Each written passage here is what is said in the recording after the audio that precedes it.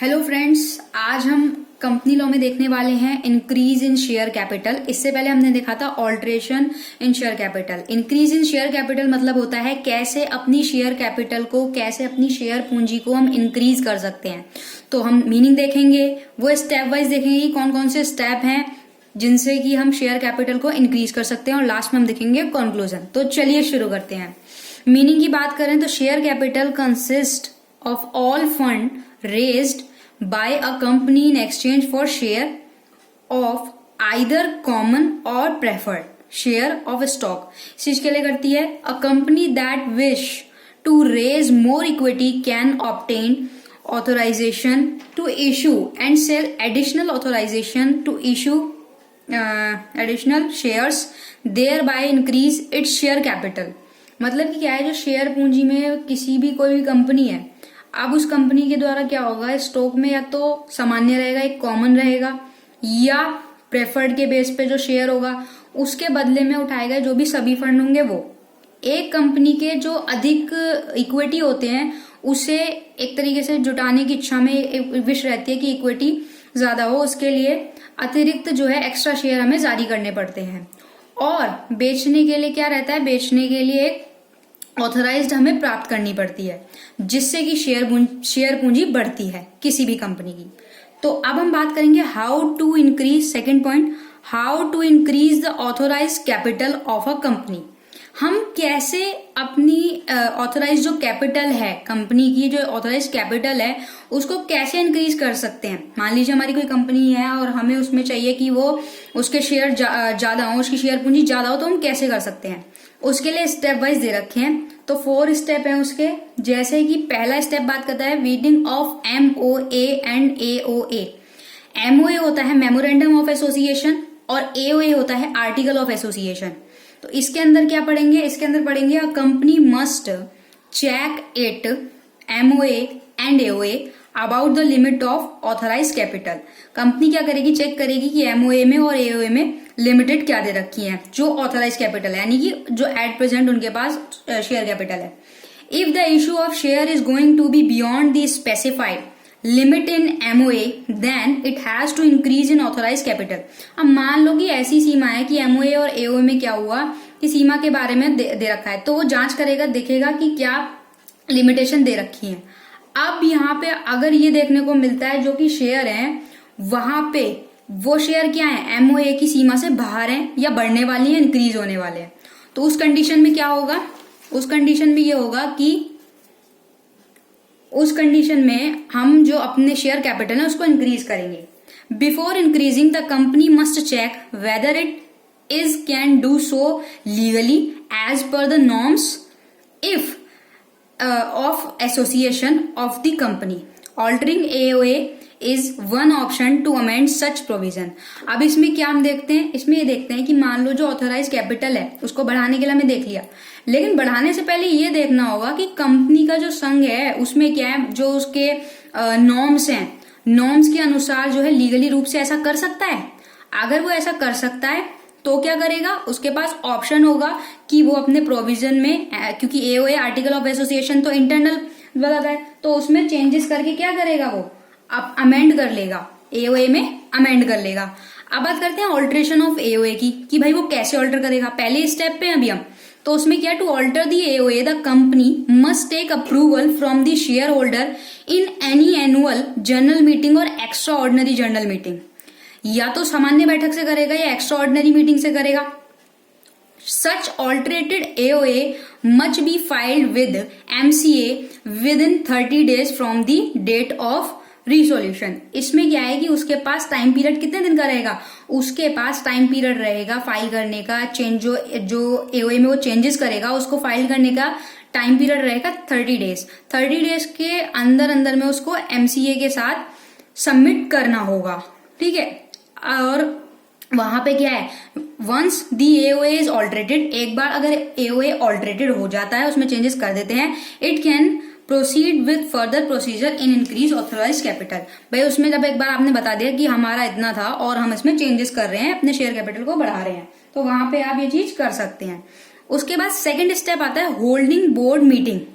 ठीक है, उसमें क्या होता है, एक बैठक होती है, उस बैठक में क्या है, a board meeting must be arrange to take the approval of the board to increase authorise share capital, further to decide the date and time to call an AGM, ठीक है, और EGM to take the share holder approval, a notice for holding an AGM or EGM must be sent to all the shareholder as per the rule. A director must be authorized to file all necessary form with the MCA. इसका मतलब ये है, इसमें ये होगा कि जो authorised share capital बढ़ाने के लिए बोर्ड होगा, बोर्ड की अप्रूवल लेने की जरूरत है, और जो शेयर होल्डर होंगे उनकी एक्सेप्टेंस लेनी जरूरी है, ठीक है, कंसेंट लेनी, उनकी भी अप्रूवल लेनी जरूरी है। तो इसमें जो AGM होगा और EGM होगी, दो बैठकें होती हैं, ठीक है ना, एक तो एनुअल जनरल मीटिंग होती है और एक्स्ट्रा ऑर्डिनरी जनरल मीटिंग होती है।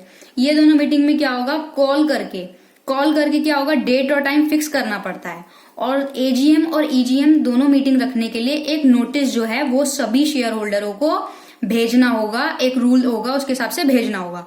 और जो डायरेक्टर होगा, और डायरेक्टर को क्या करना होगा, डायरेक्टर को MCA के साथ सारे जो भी नेसेसरी डॉक्यूमेंट होंगे ना, जो भी वहां पे ऑथराइज डॉक्यूमेंट रहेंगे वो सब सबमिट करने होंगे वहां पे।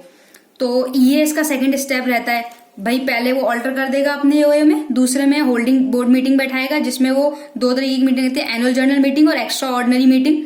उस मीटिंग के द्वारा क्या होगा, सबको बुलाएगा, वो करेगा। अब इसके थर्ड स्टेप की बात करते हैं।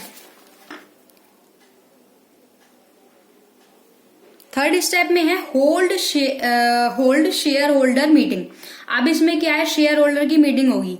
The company shall hold the AGM the EGM on a specified date and time to take the approval for an increase in authorized capital. An ordinary resolution must be passed in the meeting.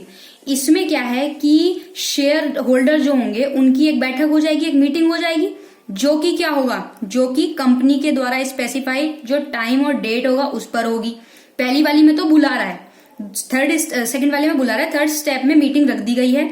और बैठक meeting के लिए क्या होगा, एक ordinary एक प्रस्ताव रखेंगे, जो कि इस थर्ड वाले स्टेप में वहां पे क्या होगा, अप्रूवल रहेगी, जितने भी शेयर होल्डर होंगे उनकी अप्रूवल होगी। फोर्थ स्टेप में आता है इंटिमिनेशन टू द ROC। इसमें क्या रहता है, फोर्थ स्टेप है, इसमें ROC को सूचना देनी होती है, इंटीमेट करना होता है, ठीक है ना, सूचना देना। After taking approval in shareholder meeting, a company shall draft the alterated MOA to increase authorized share capital.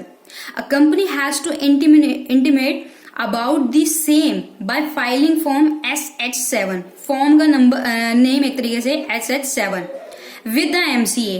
The form must be filed in 30 days from the date of resolution. The document required to file.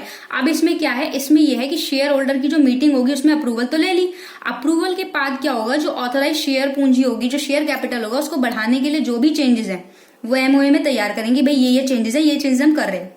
और किसी company का MCA के साथ, MCA उसके अगर meeting होगी तो उसके साथ एक फॉर्म होता है SH7, उसमें ना इसकी एंट्री करनी जरूरी होती है, उसको दाखिल करना जरूरी होता है। विद इन 30 डेज के अंदर आपको करना होता है ये सबमिट। अब वो कौन कौन से डॉक्यूमेंट है जो सबमिट होंगे, तो पहला है a certified true copy of board for alteration in AOA। मतलब AOA में जो भी चेंज हुआ है, बोर्ड की तरफ से जो एक रिसोल्यूशन, एक जो कॉपी निकलती है सर्टिफाइड ट्रू कॉपी, वो सबमिट होगी। दूसरा a certified true copy of board resolution for alteration in MOA। जैसे AOA के लिए एक तरीके से वो हुई, वैसे ही MOA की अभी एक सर्टिफाइड कॉपी होगी, ट्रू कॉपी, वो जो बोर्ड के तरीके से अप्रूवल मिला है। थर्ड पॉइंट पे आता है notice of AGM and EGM। जो AGM और EGM को जो सूचना दी वो वाला भी नोटिस होगा, तो वो भी यहाँ पे सर्टिफाई होगा। A certified true copy of share holder, जो शेयर होल्डर होंगे उनकी सर्टिफाइड कॉपी रहेगी कि भाई ये बंदे, ये पर्सन इस मीटिंग में आए थे। फोर्थ वन है ऑल्टरेटेड कॉपी ऑफ AOA और ऑल्टरेटेड कॉपी ऑफ MOA, यानी कि जो चेंज किए, AOA में जो चेंज किए और MOA में जो चेंज किए, उस चेंज की जो ऑल्टरेटेड कॉपी होगी वो सबमिट होगी।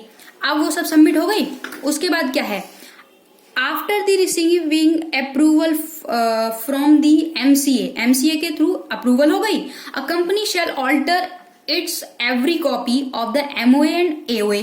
ठीक है, it is necessary to incorporate change in AOA and MOA and put it up on website if any. मतलब कि क्या है कि अब ये सब जोड़ हो गया भाई, ये सब चीजें कर ली। अब ये सब चीजें करने के बाद क्या हुआ, एमसीए पर अप्रूवल हो गया और एवरी कॉपी एमओए की और एओए की कंपनी के पास सबमिट होगी। साथ में नेसेसरी रहेगा, क्या नेसेसरी रहेगा कि अगर कोई वेबसाइट है तो उस पर भी जो भी चेंजेस हुए एओए में और एमओए में वो आपको वेबसाइट पे भी चेंज करने पड़ेंगे अगर वेबसाइट आपकी बनी हुई है तो। अब बात करते हैं कंक्लूजन की। अच्छा, इसमें एक चीज बात देखने की और है, एओए और एमओए में जो भी चेंजेस होंगे ना वो आप वेबसाइट पे डालोगे, साथ में जो एमसीए से अप्रूवल जो आपको एक कॉपी मिलेगी, एक सर्टिफाइड कॉपी मिलेगी, वो कंपनी के प्रत्येक जो है मेंबर्स को आपको एक तरीके से देनी पड़ती है वहां पे जो भी शेयर होल्डर होते हैं। उसके बाद बात करते हैं कंक्लूजन। कंक्लूजन में हम बात करेंगे to sum up it all boils down to whether or not the company has the authorised share capital or not. Accordingly it must complete with the process of increased share capital, also filing up all the necessary forms with MCA within the due date in another per acquise to avoid the penalty for non compliance. इसमें क्या है कि अब सारा भाई योग कर लिया, सब कुछ हो गया, तो उसके बाद क्या है कि कंपनी के पास ना ऑथराइज्ड एक शेयर कैपिटल बढ़ाने के लिए अनुमति है या नहीं है। तो उस केस में क्या होगा, इसमें शेयर पूंजी बढ़ाने की जो प्रक्रिया है उसका अनुपालन करना आपको भाई जरूरी है। अगर आप उसका अनुपालन नहीं करते हैं, उसको पूरे प्रोसीजर को फॉलो नहीं करते हैं तो आप पे पेनल्टी भी पड़ सकती है। ये हमारा कंक्लूजन हुआ। तो आई होप आपको समझ में आया होगा कि कैसे हम, मान लीजिए कंपनी है हमारे पास और हम उस कंपनी में इंक्रीज करना चाहते हैं अपनी शेयर कैपिटल को, तो ये वो 4 स्टेप हैं जिन स्टेप से हम इंक्रीज कर सकते हैं। वीडियो अच्छी लगी वीडियो को लाइक कीजिएगा, शेयर कीजिएगा। Thank you very much.